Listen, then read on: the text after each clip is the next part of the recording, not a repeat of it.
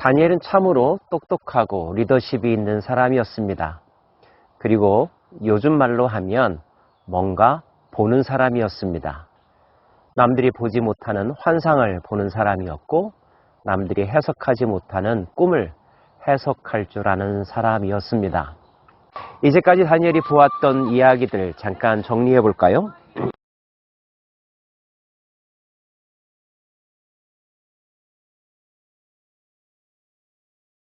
부럽죠? 그런 능력을 갖고도 싶을 것입니다. 하지만 그런 길이 반드시 순탄하거나 편안하지만은 않습니다. 남들이 알지 못하는 비밀을 먼저 본다는 것, 그 비밀이 비극적이고 우울한 것일 때 그 우울감은 그대로 보는 이에게 전이 되기도 하죠. 10장부터 12장까지는 하나의 이야기라고 보고 있는데요. 다시 시대가 바뀌어 페르시아 제국 시대의 일입니다. 바사왕 고레스 제3년에 한 일이 벨드사살이라 이름한 다니엘에게 나타났는데 그 일이 참되니 곧 큰 전쟁에 관한 것이라. 바사왕 고레스 3년이라고 시점을 밝혀주고 있는데요. 이 시점을 들을 때 우리는 먼저 생각해야 합니다. 고레스 왕 원년에 포로 귀환령이 내려졌다는 것. 그래서 많은 유대인들이 본토로 돌아간 이야기 말입니다. 그들은 돌아가서 성전을 재건해도 좋다는 허락을 받았었죠. 성전 재건의 역사가 수룹바벨에 의하여서 시작되었더랬습니다. 하지만 성전 재건 공사는 한 번에 다 완공되지 못했죠. 방해하는 세력이 있어서 중단될 수밖에 없었습니다. 다니엘이 그 일을 분명히 알았고 그 환상을 깨달으니라. 그때나 다니엘이 세 일의 동안을 슬퍼하며 세 일에가 차기까지 좋은 떡을 먹지 아니하고 고기와 포도주를 입에 대지 아니하며 또 기름을 바르지 아니하니라. 이때 다니엘의 나이는 80대가 훨씬 넘은 나이라고 추측합니다. 고령의 나이에 그가 3주간에 걸쳐서 금식을 해야만 했던 이유는 무엇이었을까요? 많은 학자들은 성전 재건 공사가 중단된 것, 그리고 포로 귀환령이 내렸음에도 불구하고 의외로 많은 사람들이 그 땅에 머물렀고 본토로 돌아간 사람들의 수가 소수였다는 사실이었을 거라고 추측합니다. 약 5만 명 정도밖에 되지 않았으니까요. 다니엘은 워낙 고령이어서 움직일 수 없는 몸이었지만 나라와 민족을 생각하는 그의 마음은 그 누구보다도 뜨거웠음을 알 수가 있습니다. 그리고 그때 다니엘이 신비한 체험을 합니다.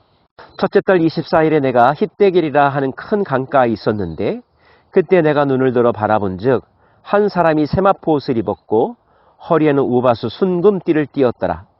또 그의 마음은 황옥 같고 그의 얼굴은 번갯빛 같고 그의 눈은 횃불 같고 그의 팔과 발은 빛난 녹과 같고 그의 말소리는 무리의 소리와 같더라.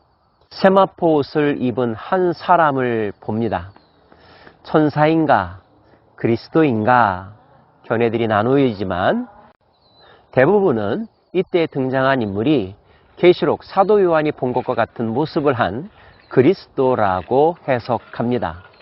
다니엘이 그리스도를 경험하고 있는 것입니다. 그러므로 나만 홀로 있어서 이 큰 환상을 볼 때에 내 몸에 힘이 빠졌고 나의 아름다운 빛이 변하여 썩은 듯하였고 나의 힘이 다 없어졌으나 내가 그의 음성을 들었는데 그의 음성을 들을 때에 내가 얼굴을 땅에 대고 깊이 잠들었느니라. 지존하신 그분 앞에 서면 그분을 경험하면 우리는 그에 압도되어 아무것도 할 수 없게 됩니다. 바로 그때 한 손이 있어 나를 어루만지기로 내가 떨더니 그가 내 무릎과 손바닥이 땅에 닿게 일으키고 내게 이르되 큰 은총을 받은 사람 다니엘아 내가 내게 이르는 말을 깨닫고 일어서라 내가 내게 보내심을 받았느니라 하더라. 보내심을 받았다는 점에서 여기서 등장하는 이는 천사라고 해석합니다. 그가 내게 이 말을 한 후에 내가 떨며 일어서니 그가 내게 이르되 다니엘아 두려워하지 말라. 내가 깨달으려 하여 내 하나님 앞에 스스로 겸비하게 하기로 결심하던 첫날부터 내 말이 응답받았으므로 내가 내 말로 말미암아 왔느니라. 그런데 바사왕국의 군주가 21일 동안 나를 막았으므로 내가 거기 바사왕국의 왕들과 함께 머물러 있더니 가장 높은 군주 중 하나인 미가엘이 와서 나를 도와주므로 이제 내가 마지막 날에 내 백성이 당할 일을 내게 깨닫게 하러 왔노라. 이는 이 환상이 오랜 후의 일임이라 하더라. 한 대목이 9장에서 가브리엘이 한 말과 매우 유사한데요. 곧 내가 기도할 때에 이전에 환상 중에 본 그 사람 가브리엘이 빨리 날아서 저녁 제사를 드릴 때 즈음에 내게 이르더니 곧 내가 기도를 시작할 즈음에 명령이 내려졌으므로 이제 내게 알리러 왔느니라. 너는 크게 은총을 입은 자라. 그런즉 너는 이 일을 생각하고 그 환상을 깨달을지니라. 기도를 시작할 때 명령을 받아 빨리 달려왔다고 말했던 가브리엘. 오늘도 그는 다니엘이 스스로 겸비하기로 결심하던 첫날부터 응답을 받아 내가 내 말로 말미암아 달려왔노라고 말합니다. 그럼에도 불구하고 3주가 지체되었던 이유, 이제서야 그를 만나는 이유를 설명하고 있는데 바사왕국의 군주가 21일 동안 나를 막았으므로 영적 어둠의 세력들이 가브리엘이 오는 그 길을 방해했다는 것입니다. 때로는 사단의 방해가 우리의 기도 응답을 지체하게 만들 때도 있음을 여기서 알 수가 있습니다. 하지만 지체될 뿐 응답이 이루어지지 않는 것은 아닙니다. 천사장 미가엘의 도움으로 이제 왔노라 라고 가브리엘이 말하고 있는 거죠. 그가 이런 말로 내게 이를 때에 내가 곧 얼굴을 땅에 향하고 말문이 막혔더니 너무 감동해서였을까요? 또 다른 영적 분위기에 압도되었기 때문일까요? 인자와 같은 이가 있어 내 입술을 만진지라. 다시 인자와 같은 이가 다니엘에게 말씀하는 장면입니다. 인자 같은 이는 그리스도라고 해석합니다. 다니엘이 내가 힘이 빠져 아무것도 할 수 없습니다. 내가 무슨 말을 하오리까? 그가 생각했던 걱정거리, 그가 보았던 환상 때문에 답답하고 기운이 빠져 아무것도 할 수 없었음을 그대로 탄원하고 있죠. 그때 인자 같은 이가 그에게 자상하게 그러나 확실하게 이야기합니다. 은총을 입은 자여, 다니엘은 버림받은 자가 아니라 불행한 자가 아니라 하나님의 은총을 입은 자임을 분명히 말씀하면서 두려워 말라, 평안하라, 강건하라, 강건하라 이야기하십니다. 우리가 두려워하는 이유는 무엇 때문일까요? 믿음이 연약해졌기 때문입니다. 의심이 생기기 때문이죠. 우리의 마음 가운데 평안이 사라진 이유는 무엇 때문일까요? 두려움이 나를 주장하고 있기 때문입니다. 주님은 우리에게 말씀하십니다. 두려워 말라, 놀라지 말라. 왜요? 내가 너와 함께 함이니라. 내가 너와 함께 강을 건널 것이며 불 속을 지나갈 것이다. 불이 너를 해하지 못할 것이며 강물이 너를 해치 못할 것이다. 그러므로 떨지 말아라. 평안하여라. 강하고 담대하여라. 너에게 준 나의 사명과 내가 너에게 준 꿈을 놓치지 말아라.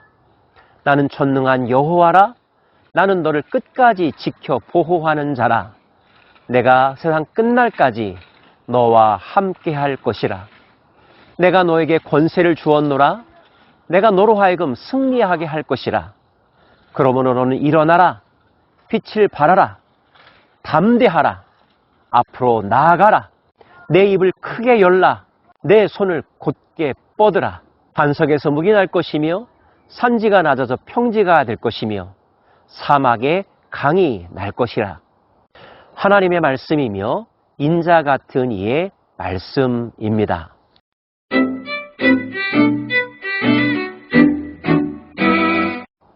이 말씀은 짧은 몇 마디에 지나지 않았지만 다니엘의 연약해진 영혼을 사로잡았고 그를 일으켜 세워주는 강력한 힘이 되었습니다. 그가 이같이 내게 말하매 내가 곧 힘이 나서 이르되 내 주께서 나를 강건하게 하셨사오니 말씀하옵소서. 누가 그를 강건하게 했습니까? 주께서 다니엘을 강건하게 하셨습니다. 누가 저와 여러분을 이 어려운 세상에서 이기게 하십니까? 하나님과 그리스도와 그분의 영이 우리를 강하고 승리하게 하십니다. 그가 이르되 내가 어찌하여 내게 왔는지 내가 아느냐? 왜 오셨을까요? 다니엘이 기도했기 때문에. 왜 오셨을까요?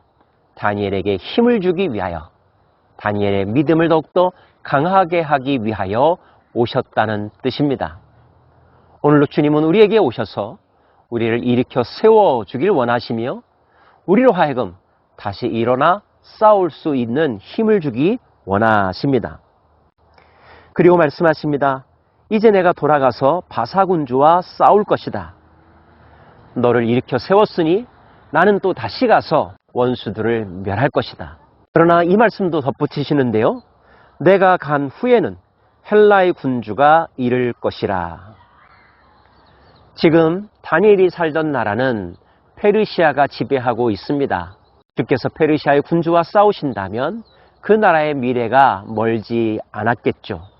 하지만 페르시아가 없어진다고 해도 그 다음 등장하는 나라 헬라가 있을 것이며, 헬라는 또한 다니엘과 유다 백성들에게, 하나님의 사람들에게 부담을 주고 힘들게 할 것입니다.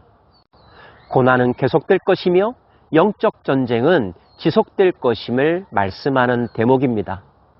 그럼에도 불구하고 오늘 인자의 말씀을 듣기 전과 듣고 난 이후의 다니엘은 분명히 다를 것입니다. 그는 다시 믿음이 살아났고 하나님이 그와 함께 하심을, 그리고 하나님이 주시는 평강으로 가득함을, 다시 싸워 이길 수 있는 새 힘을 얻었다는 것을 확인했기 때문이죠. 저와 여러분도 마찬가지입니다. 영적인 싸움에서 순간적으로 지치고 넘어져 쓰러질 때가 있습니다. 그때마다 우리가 기도하면 주께서 우리의 손을 붙잡아 주시고 일으켜 세워 주십니다. 말씀으로 우리를 새롭게 하시며 말씀의 검을 우리 손에 쥐어 주십니다. 그리고 우리로 하여금 싸우게 하십니다. 싸울 수 있기에, 싸워 이길 수 있기에 우리에게 맡겨 주신다는 거죠. 그래도 두렵습니까? 혼자일 것 같아서 패배할 것 같습니까? 그 다음 말씀을 기억하십시오. 오직 내가 먼저 진리의 글에 기록된 것으로 내게 보이리라. 나를 도와서 그들을 대항할 자는 너희의 군주 미가엘 뿐이니라. 나와 함께 그들을 대항할 자 미가엘이 함께 할 것이다, 도와줄 것이다 라고 하는 말씀입니다. 사랑하는 여러분, 우리는 결코 혼자가 아닙니다. 임마누엘, 하나님이 우리와 함께 계시죠. 하나님이 천사를 보내십니다. 천사장, 군대장관 미가엘을 보내십니다. 우리는 그 천사와 함께 싸우며 그리스도의 영과 싸우며 우리의 대장 예수께서 이미 가신 승리의 길을 뒤따라가면 되는 것입니다. 오늘 다니엘처럼 다시 힘을 얻어 담대하게 전진해 가기를 다짐하는 우리 모두가 되기를 원합니다. 기도합시다.